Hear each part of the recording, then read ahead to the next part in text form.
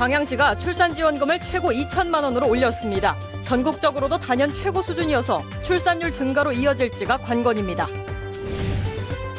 고흥 분청문화관에 전시될 중국 도자기 문제 연속 보도합니다. 고흥에 건립되는 첫 박물관이라 행정의 신뢰가 무엇보다 중요하다는 지적입니다. 최근 전남 동부 지역에서도 야간 경관 투어가 인기를 끌고 있습니다. 밤거리 관광을 위해서는 더욱 철저한 손님 맞이 준비가 필요하다는 지적입니다. 여수와 순천, 광양시가 부과한 재산세가 도 전체 재산세의 절반에 이르고 있습니다. 최고액 납세자는 광양제철소로 71억 원을 납부했습니다. 여러분 안녕하십니까? 계속해서 전남 동부권 소식입니다. 광양시가 조례를 제정해 신생아 출산 지원금을 최고 2천만 원까지 올렸습니다. 여수, 순천의 두세 배, 전국적으로도 최고 수준인데요. 과연 실제 출산율 증가로 이어질 수 있을지 주목됩니다. 박광수 기자입니다. 지난 2012년 광양에서 태어난 신생아는 1,879명. 이후 해마다 100명 가까이 감소하더니 지난해에도 20명이나 줄었습니다. 젊고 활력 있는 도시를 지향하는 광양시가 전국 최고 수준의 출산 지원금을 특단의 대책으로 내건 배경입니다. 첫째, 둘째는 200만 원, 셋째는 500만 원, 넷째 때는 1,000만 원에 다섯째는 무려 2천만 원으로 인근 여수, 순천의 두세 배에 이릅니다. 특히 가임 여성 선호도가 제일 높은 신생아 양육비를 좀 대폭 상향 조정했으면 하는 주민들의 요구가 높기 때문에. 하지만 지원금 증액이 곧바로 출산율을 끌어올릴 것이라는 예상은 많지 않습니다. 전국적으로 검증된 사례가 없을 뿐 아니라 출산율 2.4명의 기적을 일으켜 전국의 주목을 받는 해남군의 경우도 지원금은 최고 720만 원에 불과합니다. 해남군은 이보다 각종 임신 검사비와 산후조리 비용을 지원하고 임산부 교육을 활성화하는 등 다양한 시책을 장기적으로 시행한 것이 효과로 나타났다고 분석합니다. 종합적으로 이렇게 많은 사업을 하고 있다 보니까 자연스럽게 이제 지역 주민들이 주민인식 개선이 돼가지고 둘은 기본이고 셋, 넷 또 이렇게 흔하게 벌 수 있는 그런 분위기가 조성되고 있다고 생각을 합니다. 출산 시점보다 그 이후를 겨냥한 보육 지원 등이 더욱 큰 효과를 가져올 수 있다는 시각도 있습니다. 출산에서부터 초등학교 그 전에 보육 관계를 좀 더 강화시킨다면 광양은 생애 주기별 출산율에서 우위를 점할 수 있다고 본의원은 생각합니다. 차별화된 지원금으로 일단 출산 장려 시책의 시동은 건 셈입니다. 이제 아이를 낳고 키우는 시민의 입장에서 고개를 끄덕일 만한 세심하고 실효성 있는 보완 시책들이 필요한 시점입니다. MBC 뉴스 박광수입니다. 지자체가 사업을 추진하는 과정에서 불필요한 논란을 피하기 위해 철저한 행정이 요구되는 건 당연한 일입니다. 그런데 공공박물관에 전시될 물품이 진짜든 가짜든 상관없다라고 한다면 어떻게 받아들여야 할까요? 문영철 기자입니다. 고흥군이 중국 도자기 전시를 위해 1차 감정을 벌인 건 지난해 말입니다. 감정 비용은 한 명당 2천만 원씩 모두 6천만 원. 최근 2차 감정에는 모두 4,500만 원이 지급됐습니다. 무진동 차량을 이용해 고흥까지 도자기를 옮겨온 비용 2억 4천만 원까지 더하면 지금까지만 모두 3억 5천만 원 가까이가 투입됐습니다. 전시품이 가짜여도 상관없다고 말하기에는 적지 않은 혈세가 투입된 겁니다. 이게 가짜라도 이런 관계가 없어요. 보고 즐기면서 행복한 느낌은 되지 진짜 못하고 가짜 못할까. 너무 그렇게 깊이 생각하지 마시면. 현재 건립 중인 덤벙 분청문화관과 문화공원은 무려 430억 원이 넘는 국비와 군비가 투입되는 공공시설. 여기에 중국 도자기가 전시되는 공간은 유료로 운영되고 고흥군은 이 입장료의 일정 부분을 도자기 원 소장가에게 지급할 계획으로 전시 사업을 추진하고 있습니다. 국가 예산이라든가 지방 예산이 투입되는 그런 시설들이기 때문에요. 전시품들은 논란이 없어야 되고요. 객관성이라든가 문화재적인 가치 이런 것들이 충분히 검증된 후에 분청사기를 알리는 공간에 외국 도자기를 전시한다는 일부 비판까지 감수하면서 추진했던 사업. 고흥에 처음 건립되는 박물관이라는 상징성도 철저한 행정이 필요한 이유 가운데 하나입니다. MBC 뉴스 문형철입니다. 여수와 순천, 광양시 등 전남 동부권 3개 시의 재산세가 도 전체 재산세의 절반에 이르는 걸로 나타났습니다.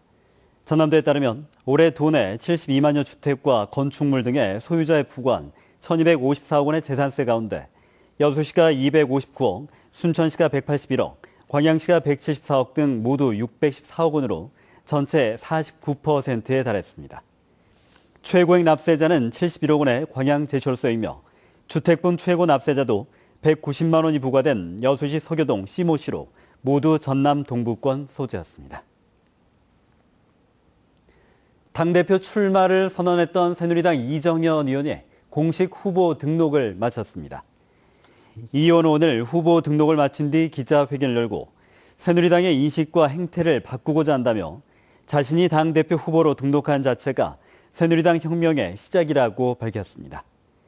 한편 새누리당 대표 선거에는 이정현 의원을 포함해 이주영, 정병국, 주호영, 한성교 의원 등 모두 5명이 출마했고 다음 달 9일 열리는 전당대회에서 당대표가 결정됩니다. 제3회 업사이클링 페스티벌이 오늘부터 8월 1일까지 나흘 동안 여수 세계박람회장에서 펼쳐집니다. 올해 업사이클링 축제는 가치의 재발견, 생명의 재탄생이라는 주제로 자전거 발전기 체험관과 앞전에너지 배틀게임, 인터랙티브 쉼터 등 이전보다 더 풍성하고 다채로운 행사가 마련돼 관람객들로부터 호응을 얻고 있습니다. 특히 폐자원을 활용해 만든 높이 12m, 무게 6톤의 생명의 나무와 행사장 곳곳에 전시된 폐품 예술과 윤영기 작가의 조형물이 눈길을 끌고 있습니다. 이번 행사는 해양수산부가 주최하고 여수세계박람회재단과 해양환경관리공단이 공동 주관하고 있습니다. 최근 여수 밤바다가 인기를 끌면서 국가정원 야간 개장, 광양시 야간 관광상품까지 밤거리 여행이 대세입니다. 그런 만큼 관계당국의 철저한 준비가 무엇보다 중요한 선결 조건입니다. 데스크 논평 최우식 보도부장입니다. 요즘 여수 밤바다가 인기 절정입니다. 바닷가를 낀 해양공원을 중심으로 해상 케이블카와 빗놀이와 낭만포차에 이르는 밤거리에는 인파로 발 디딜 틈이 없습니다. 전국에서 여수 밤바다의 낭만을 즐기기 위해 관광객들이 줄을 잇고 있습니다. 이런 밤 풍경은 이제 비단 여수에만 그치지 않습니다. 국내 첫 국가정원인 순천만 정원도 여름철을 맞아 한시적으로 개장 시간을 오후 8시까지 연장했습니다. 형형색색의 꽃과 나무들이 휘황찬란한 야간 조명과 어우러져 관광객들을 매료시키기에 충분합니다. 이에 자극받은 광양시도 서둘러 시내 야경 관광 상품화에 나섰습니다. 이순신대교와 구봉산 전망대 등을 선샤인 야경 투어로 개발하기로 하고 올해 시범 운영을 한다는 구상입니다. 올여름 남해안은 특히 낮보다 뜨거운 밤으로의 여행이 뜨고 있습니다. 그러나 밤을 테마로 하는 관광 상품은 낮보다 더 치밀한 준비가 필요합니다. 우선 밝고 화려한 조명은 필수, 여기에 먹을거리와 즐길거리가 뒤따릅니다. 당연히 낭만과 추억은 더해지겠지만 자연스레 음주와 무질서, 쓰레기 문제가 대두될 수 있습니다. 자칫 관광객들이 눈살을 찌푸릴 일이 생긴다면 밤으로 이어지는 관광이 오히려 지역에는 소탐대실의 결과를 초래할 수도 있습니다. 그래서 지자체와 시민들의 역할이 더더욱 중요합니다. 눈에 보이는 곳부터 보이지 않는 곳까지 낮보다 더 신경 쓰이는 밤거리 관광. 지금이라도 시행착오가 있다면 개선하고 준비 단계라면 철저하게 준비하는 선진 밤문화 만들기가 무엇보다 절실합니다. 데스크 논평입니다. 여수시민협이 해양공원 낭만포차로 인한 시민 불편과 무질서를 개선하라고 거듭 촉구했습니다. 여수시민협은 오늘 성명서를 통해 취약계층과 다문화 가정에 일자리를 제공하고 세계 각국의 먹거리를 선보인다는 취지와는 달리 여수시의 미숙한 행정으로 시민의 기본권이 침해되고 공공질서가 무너져 여수 관광 발전에도 도움이 되지 않는다고 주장했습니다. 시민협은 또 해양공원 낭만포차가 본래의 취지를 살리고 시민과 관광객을 위한 쉼터로 자리 잡아 여수시 발전에 도움이 되기를 바란다고 밝혔습니다. 독서토론 열차학교 유라시아 대장정에 나선 학생들이 중국에 있는 항일 독립운동 유적지를 찾았습니다. 안중근 의사 등 애국 열사들의 숭고한 뜻을 기리며 뜻깊은 시간을 보내고 있는데요. 중국 대련 현장에서 김향훈 기자입니다. 안중근 의사가 144일 동안 수감됐던 중국 여순 감옥입니다. 독서토론열차 학교 참가 학생들이 첫 탐방지로 여순 감옥을 찾았습니다. 학생들은 안중근 의사의 영정사진 앞에 경건한 마음으로 헌화를 하고 애국가를 부르며 나라 사랑의 의미를 되새겼습니다. 여순 감옥 수감자방과 고문실 등에서는 지금도 애국지사들의 고초가 느껴집니다. 우리를 위해서 희생해 주신 또 독립투사들께 감사하는 마음도 갖게 되었습니다. 안중근 의사가 재판을 받았던 관동법원입니다. 학생들이 판사와 검사, 변호사 역할을 하며 모의 재판을 열었습니다. 논쟁 끝에 안중근 의사에게 무죄가 선고되자 모두들 태극기를 흔들며 환호합니다.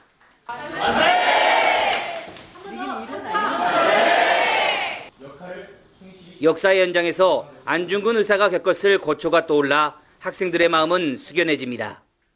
좀 엄숙해지고 숙연해지는 느낌도 들면서 약간 이렇게 초라한 재판에서 비겁한 재판을 받고 돌아가셨다는 거에 대해서 조금 화가 나기도 하고. 중국 동북 삼성에는 항일 독립운동가들의 흔적이 곳곳에 남아 있습니다. 독서토론열차 학교 대장정에 나선 학생들은 항일 독립운동가들의 발자취를 돌아보며 가슴속 깊이 나라 사랑의 마음을 되새겼습니다. 중국 대련에서 MBC 뉴스 김양훈입니다. 순천 청암대가 제1동포와 관련된 학내 자료를 체계적으로 구축합니다. 청암대학교 제1코리안 연구소 측은 교육부 산하 한국학중앙연구원에서 2억 1천여만 원의 지원금을 받아 제1동포 주요 인물과 기업체, 각종 사건 등을 집대성하고 체계화하는 작업을 내년 6월까지 진행한다고 밝혔습니다. 청암대 측은 이번 사업이 제1동포 100년의 역사를 재조명하는 새로운 계기가 될 것이라며 기대했습니다. 도심 한복판보다는 나무 그늘 아래가 훨씬 더 시원하죠. 하지만 광주에선 도심 열섬을 시켜줄 녹지와 공원이 부족해 이마저도 힘들다고 합니다. 정효욱 기자가 보도합니다. 충암저수지 일대입니다. 바람이 불고 시원한 그늘이 있어 무더위에 길을 나선 시민들에게 청량한 쉼터가 되고 있습니다. 바람 불면서 땀 좀 식히고 운동도 잘 되고 좋은 것 같아요. 넓어서. 실제로 한낮에 측정해보니 공원과 녹지 지역은 주거나 상업지역보다 0.7도가 낮았습니다. 도심 녹지가 무더위 열기를 식혀주고 있는 겁니다.